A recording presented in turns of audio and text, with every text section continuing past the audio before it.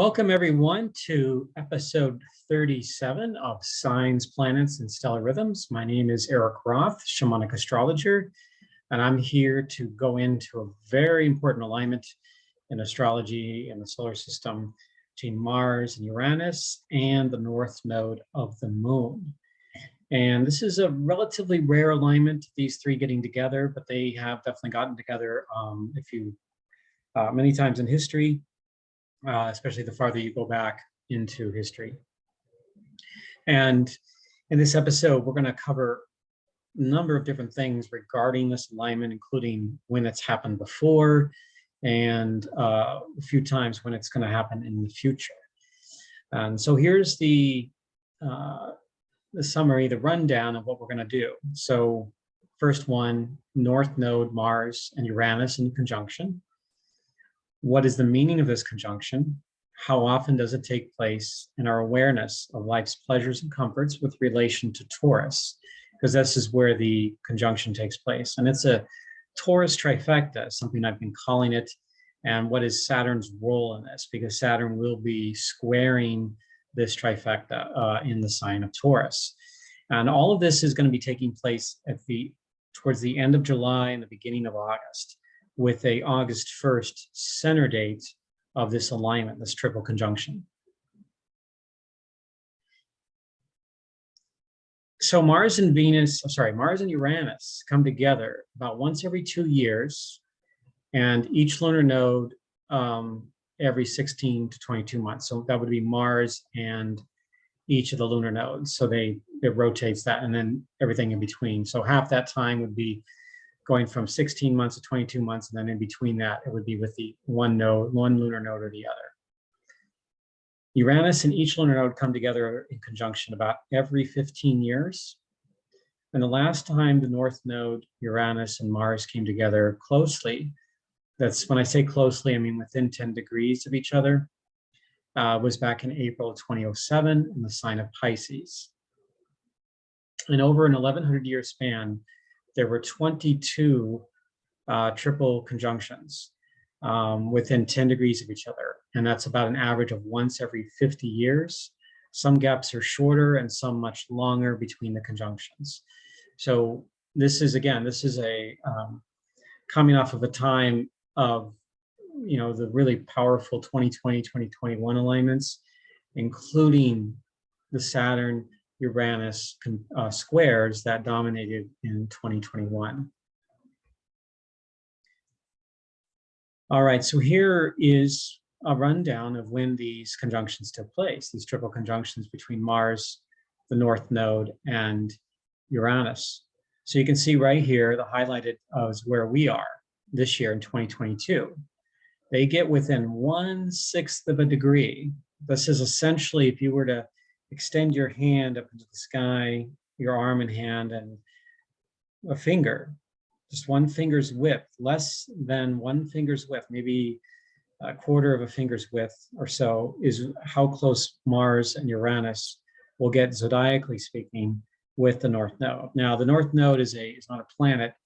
It's an intersection point along the ecliptic, which is the path of the sun that we see in the sky. And when the moon goes over it, which I want to talk about that in a moment, what the nodes are specifically, to help you kind of, visualize what that means.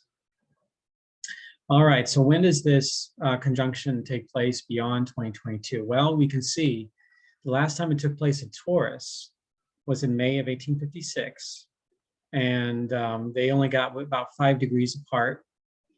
You can see the 2007 one that happened in Pisces, but there was no other one in Taurus before 1856. I went all the way back to the year 1047. And in fact, in the 1100-year period, this is the closest Mars North Node Uranus conjunction in that period. The one that comes almost as close is back in November, December of 1458, which happened in the sign of Leo. They got within half a degree. So, I mean, it's really just marginally larger. And that was when Mars went through its retrograde period and going back and forth, because they are reconnected back in 1459 as well. And we can see that this can happen in any of signs. So it isn't just regulated to one particular sign or just or a small group of signs. If you go farther back, you'll basically hit all the signs eventually, and primarily due to Mars's more elliptical orbit. But these are all the dates between 1047 and 2143. And then we also see the next one that comes up after this is April, May of 2038. Doesn't get quite as close, 9 degrees, and it happens in the sign of Cancer. It's about 16 years from now, almost 16 years from now. It's when that takes place. So you can, if you wanted to pause this at this juncture to kind of look at this and study this, you're welcome to do that. There'll be some notes about other resources in the description below. All right, so let's take a look at some of the important dates of this particular triple conjunction. The period I've highlighted is July 17 through August 18. And the reason I've highlighted it is that this isn't just a one-day affair. And I know other astrologers talk about the particular day that, and others will just say, oh, they're getting together on August 1st, 2022. Yes, they definitely are. That's their closest point. In fact, it's a really vital day. But things start to come together beginning July 17, when Mars gets within 10 degrees of Uranus. July 19 gets 10 degrees from the North Node. And then on July 27, North Node is 1 degree from Uranus. And then July 31st is also a really vital day. Uranus and North Node have an actual exact conjunction, and Mars is 1 degree from Uranus. And then on August 1st, Mars conjunct North Node in Uranus. That's the closest approach. I've got that highlighted in the center there. And then Mars starts to leave beginning August 2nd, 1 degree from the North Node, and then August 3rd, 1 degree from Uranus. And Mars gets 10 degrees from the North Node on August 15th and 10 degrees from Uranus on August 18th. So that's why I've chosen that 1 month period there, because when it comes to the reason we're using a 10-degree orb is that in the sky, 10 degrees means these two celestial bodies are looking really close together. They look like they are, relatively close. So if you see a planet or a star with the moon, if it's within 10 degrees, they actually look like they're conjunct. And so from a shamanic perspective, this actually is a conjunction, if you will, in that way. Not an exact, but they are, celestial speaking, conjunct. And so let's talk about the lunar nodes. And so for those of you that haven't studied astrology, or don't know too much about the movement of the moon, the nodes of the moon mark an area where the moon ascends the path of the sun or ecliptic and also descends that same path. They are intersection points between the path of the sun and the moon's orbit of the earth. So in the sky, I'm going to show you another graphic here that shows what that looks like. The lunar nodes operate backwards. So they're the only thing that, as their normal movement, oscillate backwards. And this is due to the eccentricities of the moon's orbit, and the moon being the only natural body orbiting the earth, or at least the only visible one. But when they line up, when the nodes line up at the time of a full and new moon with the sun and the moon, then we have eclipses, solar and lunar eclipses. So in about 18.5 years, the lunar nodes complete their journey through the 12 signs. Then they repeat it again.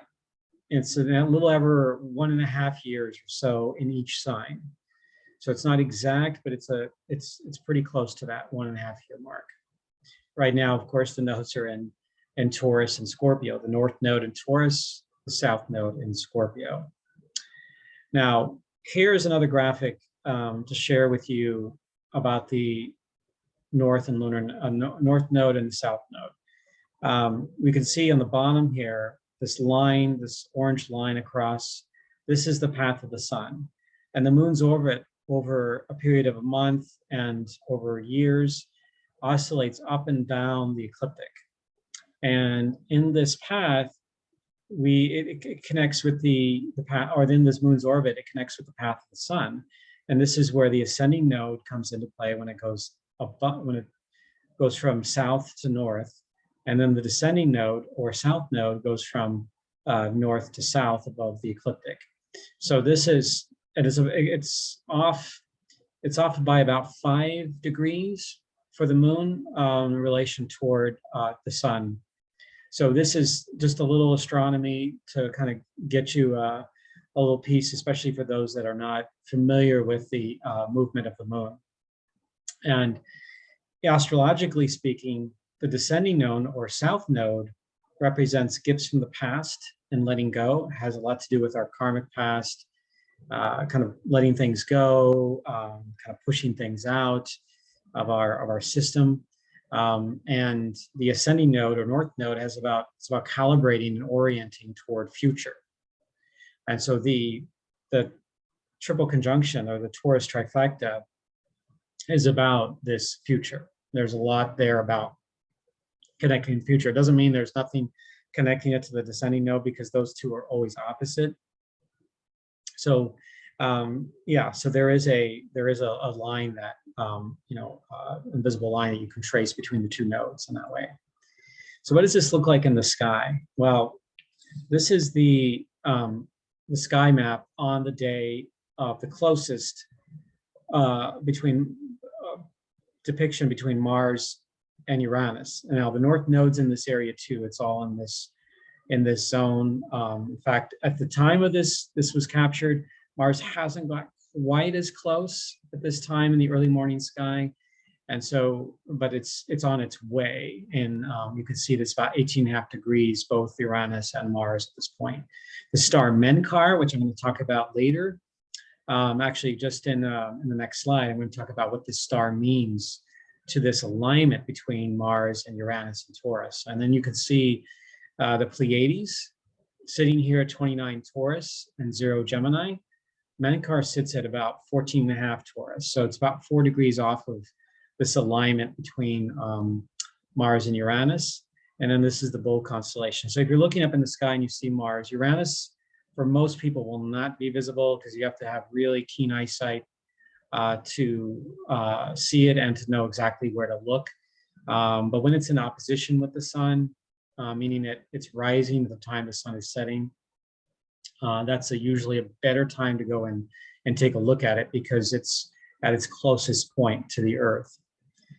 So this is, again, the early morning skies where Mars is in the summertime, and then it will start to get into the mid to late evening skies. We get into the late summer and early fall here in the northern hemisphere, and that would be the winter and the early spring in the southern hemisphere.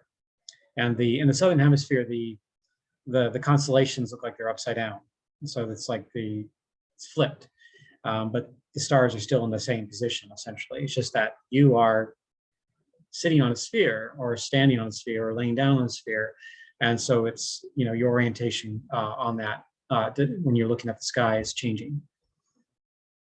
So Mencar, which is a cool star, very relatively bright star, on the brightest in the Cetus constellation, or the whale or sea creature. This is a really, move my there, and okay. So Mencar sits at 14 degrees 37 minutes Taurus in the Cetus constellation. It's a bright star symbolizing the mouth or nose of the whale. Uranus has been in this area since 2021, contributing through its disruptive forces, but also with opportunities for breakthroughs.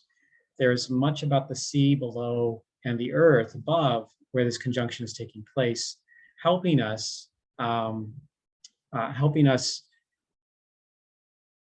with greater awareness about our relationship with the oceans and the land. The deep memories associated with the oceans are part of the Mencar's transmissions, as the conjunction activates what lies underneath in the waters of our psyche and the more primal chaos region within. So Mencar and Cetus do have an association with Jonah the whale, So the mythology around Jonah and the whale.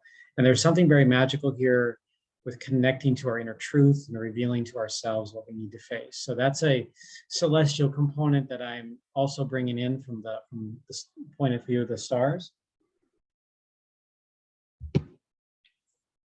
All right, so let's move on to some of the meanings of this alignment. This is what we're getting into first with the star Mencar, and then we're going to get into the Sabian symbol. So the actual conjunction is around 18.5 degrees Taurus. And so this makes for a Sabian symbol of 19 Taurus. And the Sabian symbols were first brought forth by Mark Edmund Jones, and there was also Dane Rudyard, and another person that also brought that forth there, that also helped create what it meant to have the Sabian symbols here. And I can't remember the name of her, but she really also contributed quite a lot to what the Sabian symbols represent. And I'll probably list her information down below, but the book that I'm relying on, oh yeah, Elise May Wheeler is the name of the other one with the Sabian symbols, along with Mark Edmund Jones and an astrologer and philosopher, Dane Rudyard. But the book that I'm connecting with is The Sabian Oracle by Linda Hill, and she references and honors Elise Wheeler and the Mark Edmund Jones and Dane Rudyard as well. Okay, so what is this? What does the Sabian symbol represent? Sabian symbol 19 Taurus. A new continent is rising out of the ocean. The Sabian symbol keywords for 19 Taurus are enormous potential emerging, new trends and ways of being, sudden eruptions of talent or fields of endeavor, the greenhouse effect, global warming, Atlantis and other ancient underwater cities, evolution, patience, developing slowly but surely, emerging generations of people, new environments, things feeling suddenly foreign, meaning a new land, so it's a new experience. The birth of a nation, migration, land masses, endeavoring to hold life together under the enormous pressure of the new. And I can think that many of us can recognize the symbolism in what's happening not only in the United States, but around the world, of an emerging new age that's coming online. And there's no full definition of it. It's being co-created right now by humanity and by Earth and the cosmos. So we're all on board with co-creating this. And the symbol of this is really could be powerfully represented by what's going on in this planet. So you can see that, that on that day, not just on August 1st, but we can also say July 31st and August 2nd as part of the 19 Taurus range. And especially with Uranus hanging around this area for quite a long while. And so Mencar, the star Mencar, was bringing in sort of the what lies underneath, and had the symbol of a new continent emerging from under the waters is pretty symbolic, and that connection to the whale coming up for air, reaching for air, and experiencing a new taste of the environment in which it's living in. So this is something that we all need to be aware of and keep connected with.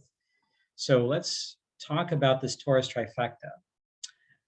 It represents a clear, unpredictable, future-oriented force that propels humanity toward breakthroughs and more decisive action. The area of life in which this energy creates opportunity is in what Taurus represents. And Taurus is all about receiving the pleasures, the comforts of life. Its essence is sensual, artistic, and personal. It is about living, quote, the good life, end quote, in abundance with oneself, especially with the 5 basic senses. This rare gathering of 2 planets in the North Node provides us with an unusual or novel way to connect into our relationship with pleasures, beauty, conveniences, and comforts. In the modern world, most people take food and services for granted. Theoretically, again, primarily in the Western world. This is not saying all peoples do that, because there are definitely peoples. This is part of that imbalance of very in third world countries and in countries where people just are having to really think about their food each and every day, where they get their water and the creature comforts just to survive. So I think that this alignment here is helping us recognize the imbalance, helping us understand what could be maybe ideas, thoughts, and maybe taking actions to help those that need this, instead of our egos taking control and fighting over territory or perceived slights or bickering over political power. And maybe we can connect into what makes not only our planet beautiful, but ourselves and humanity beautiful. So in the last few years, these comforts and pleasures have experienced a disruption, and meaning our relationship to them is undergoing a big change. And this triple conjunction may amplify that change. Awareness. So here are some major bullet points that we can all connect into here. Taking stock of life's conveniences. How do we enjoy our life? Our physical experience with the earth and each other. Change is a constant, but also unpredictable as to exactly when it takes place. So especially related to the Uranus feature. And what beauty, pleasure, and comforts would you desire in the future? And what could you give up? So it's taking stock, what could we give up? And the awareness of our place, our role with our relationship to the earth and ourselves and what we surround ourselves with. The material world in particular, this is going to be critical. I think that there could be some, there's an intent for some major changes in that regard, and this Uranus alignment with Mars and the North Node are helping to kind of propel it into a future. So again, these are intended to help us understand, have maybe breakthroughs. There's even a component, especially associated with Uranus, that has to do with technology and the utilization technology for the benefits of all, instead of just for a few, or instead of just a pure intellect, but for the benefits of our relationship and the care and our stewardship of the earth, which actually I'm going to talk about here towards the end of this video. But we're going to bring up the natal chart, what that looks like on August 1st, along with Saturn. And it happens to be Mercury also helping to create a T-square here. So you can see up here at the top, Uranus, the North Node, and Mars. This is roughly their closest approach to each other. And between 1831 and 1842, 18 degrees, 42 minutes, and 18 degrees, 31 minutes. So we can see this. I think it gets just slightly closer when Mars gets to 1832, and the North Node gets to 1832 as well when they go into conjunction. So you can see how tight this alignment is here in Taurus. Now, it can happen in any house. So if it happens in your first house, or if it happens in a person's 8th house or 5th house, it's going to have a little bit different expression. So each house is going to have its own definition as we're looking at this. I don't have time to go through all the houses here.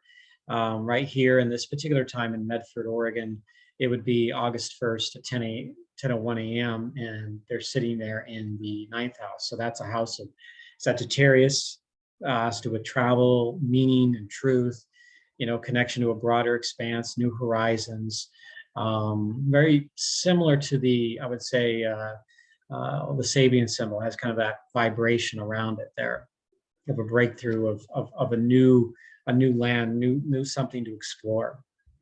But then we have Saturn squaring this, and this brings in an element that's been around with Uranus, especially in 2021, and will continue to get closer and closer, and almost have a 4th square later this year between September and November.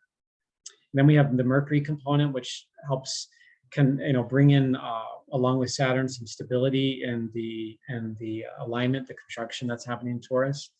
And Mercury in Leo brings in more about self-love and intuitive gifts, and us being able to manifest and create what we want. So there is that it's not thinking through the mind, but thinking through the gut, through intuition and our creative expression in the world. So the Saturn, this is a slide that I brought forth from a video that I did before last year about the Saturn-Uranus square, and I modified it just a little bit for this particular episode. But you can watch, I would encourage everyone to watch that particular video for more information about the Saturn-Uranus square.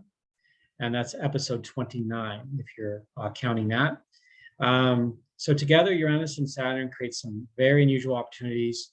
And in the wake of the collective events of 2020, 2021, now into 2022, assisted by Pluto, Saturn, and Jupiter during 2020, and Mars and Eris during that time, there is a potential for an unveiling of the diamonds in the rough. We are painstakingly discovering what could give us a chance for long-term solutions to problems that have existed for decades, and in some cases, centuries. The fallout of the crisis is only now becoming more evident.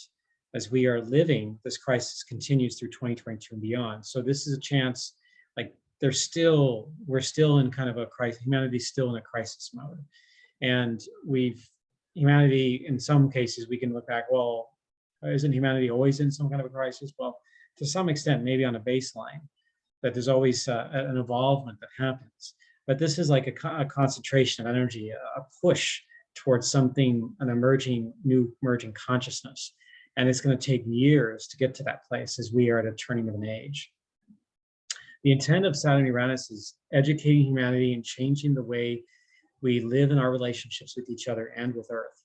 Infrastructure and technology, including how we entertain ourselves, are also at a crossroads, with the square, along with how we acquire the resources to create the infrastructure and technology utilized by humanity, with potent repercussions for all life on Earth. And we've already seen that with the changes to the climate and we're having now to adapt to really a new kind of climate on this planet. But the same vein that carries us in the crossroads also carries the wisdom for beneficial uses for technology and bettering all life. So again, it's contained in the same seed, but it's our resistance to that. It's our greed and our desire for more power that sometimes subverts what our heart might want or what our soul might want. So this is a chance for us to really reach in more deeply and adapt to the changes and open up to the possibility of living life in an entirely different way, because we know that we can't continue down this road the way we're going as a planet, that the planet itself is suffering, and eventually we could end up, doing humanity even more harm and kind of shooting ourselves in the foot as we do that, and then eventually all the other life on this planet that is suffering here. Here are the dates from the previous Saturn-Uranus squares: February 17th, 2021, June 14th, 2021, and December 23rd, 2021. They all happened between 7 and 13 degrees of Aquarius and Taurus, Saturn in Aquarius, and Uranus in Taurus. And then upcoming, there's nearly a fourth exact square that takes place between September 15th and October 23rd. They get within 2/3 of 1 degree, but that's the area that they get within 1 degree. So they get really, really close in that zone there. Okay, so more information and intent. So what is the intent? Well, on a collective level, humanity is facing a crisis in resource availability, including the bare necessities, comforts for life, luxuries that fill our lives, and especially those with enormous financial wealth. So it's the imbalance. The gap between the mega rich and those that go without the basics is growing ever wider in this world. There have been other periods in history where that's happened, and that usually results into even greater crisis and overthrowing of those in power, and then a repeat of the pattern, which I talk about here. This has happened before in history, and events tend to show up to break down and rebalance it before widening again. It appears we are in another period of time for rebalancing. Saturn is a player here and can help stabilize what is needed while Uranus formulates breakthroughs and blowing apart our attachments to things that are not in alignment. What Mars's role is here is helping as an action force. So it's directing the traffic. It's like pushing the buttons. It's really acute, making it more acutely felt in our lives. Perhaps this conjunction is a moment in time where another movement forms, revolutionary ideas that seed action and breakthrough toward a balanced way of life.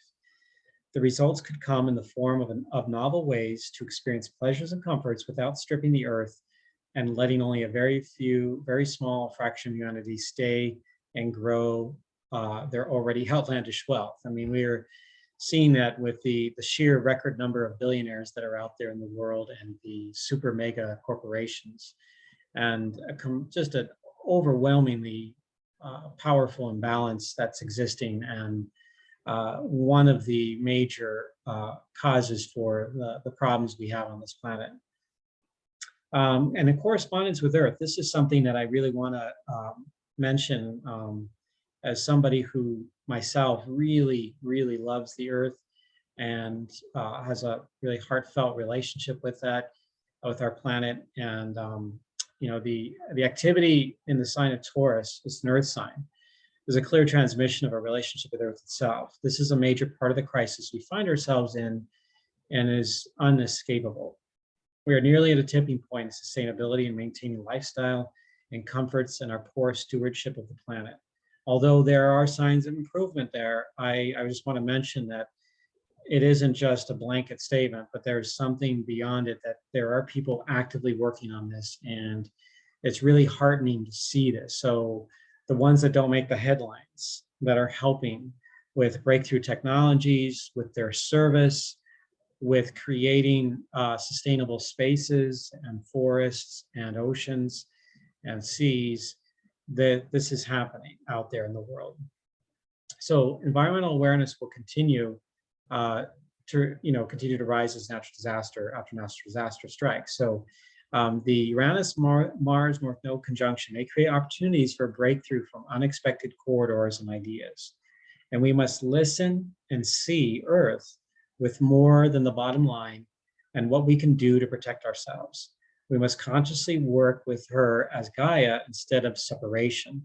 This may even help us heal our centuries-long drive to separate from the primal nature. And there have been researchers, in fact, there was somebody who told me about how really when we started getting into the age of, quote, enlightenment and the industrial age, how we really started to separate from the earth. And really with that, like the left brain and the right brain were really starting to like do a backflip into a completely new trajectory. And this is where I would agree with that assessment. And I can't remember a particular name around this, but it'll come to me maybe later. So the point on that is we need to have greater balance in that, to be able to use all of our mind and our soul and our spirit and heart to get into and connect with the earth and to have a stewardship with it, but also, as part of that development and evolution of our own consciousness as we're going through this. This is not so much about, quote, progress, but about really reconnecting with the earth and still exercising a healthy relationship with each other and the planet. But the wound from the original separation from Gaia, and the mother, it's very strong in every human. And we spend our lifetimes trying to get back to that space with varying results. And this is a chance for all of us to recognize that and be able to have dialogue around it, be able to come together and feel with each other in that way. There are other resources I want to point out. Kaylin Castell created a video about the Uranus North Node conjunction 2022 to 2023. And I'll have these in the links in the description below. It's a YouTube video. And also Martha Alter Hines created a video and also a class upcoming on July 16th on her channel, Living the One Light, about the wisdom of these times. And I've got those links right there. But again, they'll be listed in the description below. And here is some other websites, my website and the work that I do with Kate and Costello and My Star Alchemy. And I'm somebody who does, as an astrologer, do personal readings, classes, events, astrocartography, and webinars. You can find me at inspiralnexus.com and my email inspiralnexus@gmail.com. And please subscribe and like this video if you do, and or share it with others that might be interested in this. I appreciate the support. I'm working on getting a Patreon account going, and to help support my YouTube channel and beyond. And what you get as benefits is readings, depending on the level, readings and information about astrology, different kinds of astrology that comes in that I share with people. And also shamanicastrology.com is the original shamanic astrology paradigm by Daniel G. Mario. And I want to thank all of you for being here today with me. I appreciate your support, and I look forward to hearing from you. Any thoughts or comments, feel free to give me a shout out. And if you want to know more, you could certainly sign up for a reading, or maybe share with what you want to hear in future videos too. I'd be open to hearing anything that you might want to hear me talk about. So I wish you all well, and to take care this this month of July, and there'll be more videos to come. Again, this has been episode 37 of Science, Planets, and Stellar Rhythms. My name is Eric Roth, and I'm a shamanic astrologer. Take care, everyone. Bye-bye.